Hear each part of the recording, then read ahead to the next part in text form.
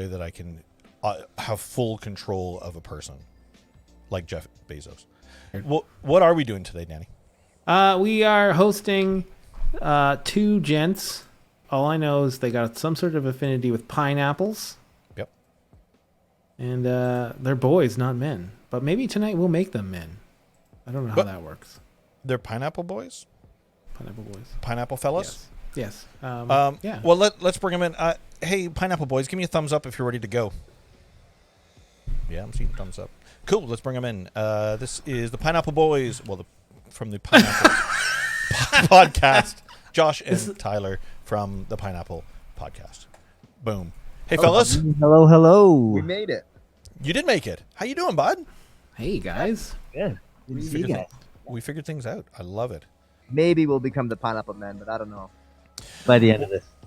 Is there a purgatory? Is there pineapple teenagers? I guess maybe a pineapple. Ooh. No, it's boys to men.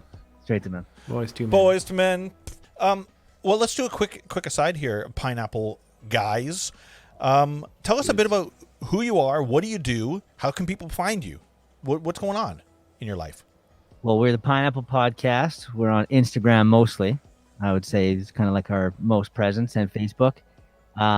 We are located inside Pineapple Sound, which is a studio in Langley, BC. And yeah, there's 4 of us. There's me and Josh, Josh and I. We got Dave, who actually owns the studio. He's going to be here soon. And then we have Matt, who could be here tonight as well. So we got the 4 of us. So the podcast itself, tell us a bit about how did it come to be?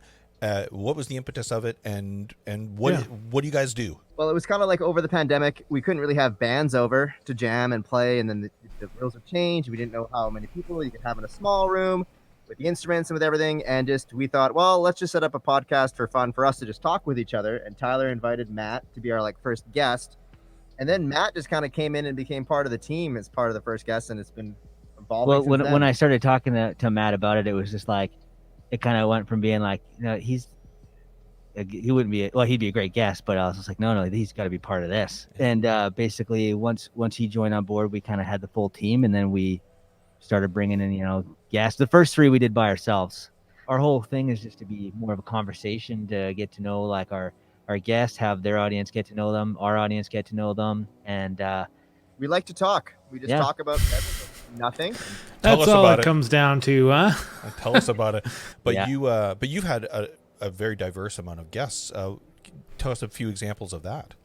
So, obviously, we start with the musicians. We're a studio, and then we kind of wanted to reach out to more than just in the music world. So we've opened ourselves up to any kind of business, really. So we've had basically event planner, life planner, podcast planner, people on. We've had one that's coming out soon. We have Steve from Mainland Whiskey. We have Mainland Whiskey for a living. Whoa! And wow, that's cool. Tasty Very tasty kitchen cookbook. She does her own special cookbook and more other stuff. Hey, wait a minute, Rick. Is that implying that they're the gentlemen and we are not gentlemen? That is probably true. That's 100% correct. Yes. Cool. You gentleman. Yeah. So you've had it super diverse, and what is your criteria for having guests? Are you trying to free on Monday? Yeah, we do it on Tuesday one. Monday.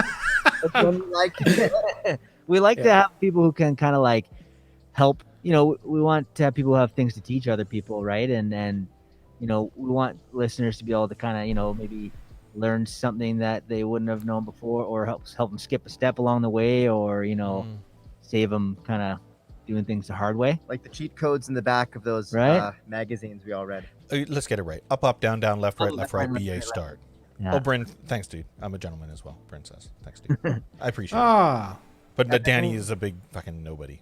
So that's good. Big old dumbass. You don't have any advocates in your chat, Danny. So thanks, Bryn. Not yet. They're not on yet. We're a growing organization, so. Well, I think that's another thing with the podcast is now that we're all able to kind of be a little bit more social, is just to open up and see some people you haven't seen in a while, meet a new friend. They can tell you about their cool hobbies and their friends, and it just oh, I saw you on that show. Oh, could I come by and come check the place out? And then we want to meet people who want to actually record here and jam here and play here. Yeah. We can stream, we can record, we do the music videos for some of our guests. We like to mix intimate. mixing musicians together who don't know each other too. Random Rick was asking if we have YouTube. We do. That's where we put most of our episodes. We got Spotify. We just switched over to a different hosting thing, so we'll be on more platforms soon. But as far as like, we've got all of our episodes on Spotify right now, and we're catching up on the YouTube side. They take a little while on the video. This was an opportunity that, although we couldn't have a lot of people coming into the recording studio all the time, you took advantage and decided to go to other people via this medium, right? Exactly. And the more people could connect with you and get to know your personalities as things start slowing down a bit and becoming more approachable, then people know you and they want to call you and come hang out with you and 100% book time with you, right? Funnel of sorts. Yeah. Right? Yeah. Yep. Do you guys ever get people assuming you're gonna stop when the pandemic is over? Because I find I've had that a couple times, where people are like, "Oh, you know, once everything's back to normal, are you guys just gonna stop?" And I'm like, "Well, fuck no, absolutely not." Podcasting and streaming isn't going anywhere. Yeah. No, you're right. This is in addition to what you normally do. This is it. Who's Gondor? And then everyone, You know, if you're going to Safeway before the movies and you walk by a juicy shrimp ring, you don't walk away, you buy it. So what made you guys start up you guys' show here? Well, we should I tell the? you tell the story. Go for it, and I'll interject as I usually do. Go for it. Yeah. Well, us was kind of the same way. It was really more, we decided that we both really loved hearing the sound of our own voice monitored through headphones. That was number one. True. And number two, PJ and I used to work at the same place, and he would come over to my desk and we would talk for way too long about questionable total nonsense. Just totally derail the whole office into these rousing conversations about, you know, weird stuff. I can't think of a particular example. No, it could be anything. Whatever it was, whatever pop culture was happening in the moment. Yeah. Whatever happened on the weekend, like I would just find a reason to stand next to your desk and talk suspiciously loud. Yeah, and it all kind of culminated where we had this bright idea to go to Fan Expo and buy a booth, and it just ended up being us just talking about this stuff the whole time, and we were recording it and streaming live to Twitch. So we just decided that that's what else we want to do. All we want to do is talk about nonsense and stuff. So it kind of morphed into this. We found the dynamic when we were at Fan Expo talking. The dynamics wasn't just, hey, how you doing? It was super observational, and you guys have the same skill I think we do, that you could just tangent into many different places all the time, and that's kind of a skill Danny and I find ourselves in, that we have no problem just talking for hours about anything that happens to come up. And then more importantly, when something interesting does come up, like something we want to deep dive into, we're totally all in. We will look up different types. Last stream we started talking about jalapenos and different types of hot sauces, and we pulled it up, and I think we talked for about an hour and a half about pizza. You know? Pizza's amazing though, so I don't. Well, that's true. We originally thought we were going to do a 45-minute podcast. That was our first thought. We were like, let's do 45 minutes. Let's cut her down. We went live on that first day, and we were an hour and a half, I think. Maybe, Yeah. And then the next week we went live. We were like 2.5 hours, and then consistently from that point on, we've been averaging 4 hours, which has been kind of our go-to's been about 4 hours. Yep. We could do shorter. We could do way longer. We've done 24-hour streams. We work with an organization called Extra Life. Yeah, awesome. Great cause. Yeah. Raises money for sick children for the BC Children's Hospital. Yep. So from time to time, there's 24-hour streams happening. There's 12-hour streams happening. So we've done a 24-hour stream, and that was a lot of fun. That was crazy. It certainly didn't feel like an effort, for that matter, which is kind of nice. But yeah, the 45-minute podcast went out the window very quick. My God, yeah. We tell people, oh, how long is it going to be? We're like, you'll see when you get here. What? Yeah. And then they look at the clock, and it's like, it's been 4. Yeah. Wow. Yeah. Flies by. Well, I can tell you this, that when chat, and hey chat, how you doing? When chat is deep in the conversation as well, those tangents happen all the time, and it's not just us two talking, us two. It's not just the four of us talking now. It's now 20 people all talking at the same time, all about the same topic, and it makes it, number one, way more fun because there's lots more people giving their opinions and their perspectives on stuff, but it means the conversation goes a hell of a lot longer. Yeah.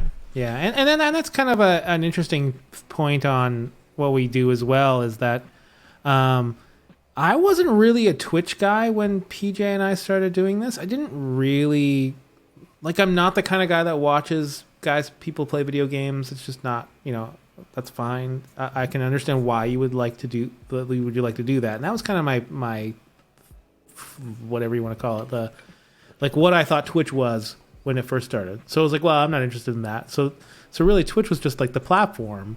And then it kind of, over the last year or whatever, I don't know if it's just PJ banging into my head for a year straight, but the community on Twitch, the building of getting people involved with the stream and going on tangents because of what the chat's doing, that shit is hilarious. Yeah. So now I'm like the biggest advocate for Twitch.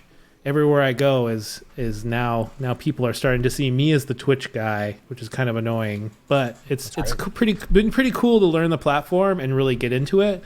And now I've realized that it's not about what the dude's playing or whatever on screen. It's all about the interaction with the audience. And I feel like that it rung so true to me with, why people like watching live music. It's the same fucking thing, right? Like interacting with the crowd and feeling that energy from that, right? So it's been really cool. It's been a hilarious experience. I don't know how much you guys know about the infrastructure of Twitch, but they have like raids, which means like if you're finishing your stream, you can choose to pull all your people watching and shove them onto someone else's channel. So we've been raided a couple times with like guys who had like 300 people watching. Oh, that's and cool. It's like a exercise in like sales almost, where you're like, okay, 300 people are watching now. I have to turn on full blast, right? And that's a really cool, as a background in performing with live music. That's totally a thing. Like you always have to turn it on, and you have to be full blast if you need to, right? Do you guys want to play some Mario Kart? Heck yeah. Yeah. Sure. Do you guys identify as gamers? Is that a thing? Oh, yeah. Is it a subsect of people that still identify as gamers, or is everybody a gamer now? Well, we're gamers. I wouldn't say we're like, people who identify as like, we play Fortnite and COD and stream and we're that good. Old school Nintendo, Game Boy, PS1, our fundamental years in friendship, especially me and Tyler, were hanging out and playing a lot of these couch games, couch co-op. But yeah, classic nonsense. RPGs for us, and like, Soul Calibur, Street Fighter, fighting games. Like, Look at that white shirt. Nice. Power. Hi, Dave. Hi. Hi, Dave. Who Hold is up. everybody here? Happy birthday, bud. Thank you. Oh yeah, I heard it's your birthday. It's been a long day. Cheers. Exactly. Cheers, dude. Digital cheers. Agreed. Yeah. Well, Oh, to the camera over there. Yeah. Cheers. Nice. Yeah. oh yeah, I have to drink. Danny never takes a sip whenever it's cheers. I was thirsty. That worked out. It worked out. Tell us a Where's bit your about deal? yourself. What's going on? What What's makes your you deal? tick? We told them a Makes little you bit feel about good on the inside. Yeah. So, not to be too forward, the studio it's your studio. You're the main guy of the studio, which is awesome. Yeah. And these two twats are now just involved with you, which is And- cool. You're the and- big wig. And I'm Reloading so friends on the couch. and I'm so thankful for it because I couldn't do it without them. Good man. There you go. Pineapples. Hit them up with a follow, everybody. Thanks, Mega Man y'all. level. We just started it. We're joining the Twitch streams. Level You guys are starting the Twitch streams. We're getting into the Twitch, Oh my At goodness. least that'll be one place we do. Danny, Daddy, go! Danny's got it. Yes. Playing us like a bunch of fools. I'd like to thank God, Jesus. Okay, well, why don't we wind her down here?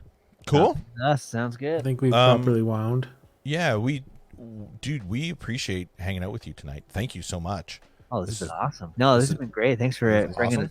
us on. We wouldn't be talking 4 hours with boring people. You know what I mean? So it's No. been super fun tonight, getting to know you, getting to know what you guys do there, and future stuff that we can do together. Which Yeah, for sure. Especially since you guys are like literally in our backyard. exactly.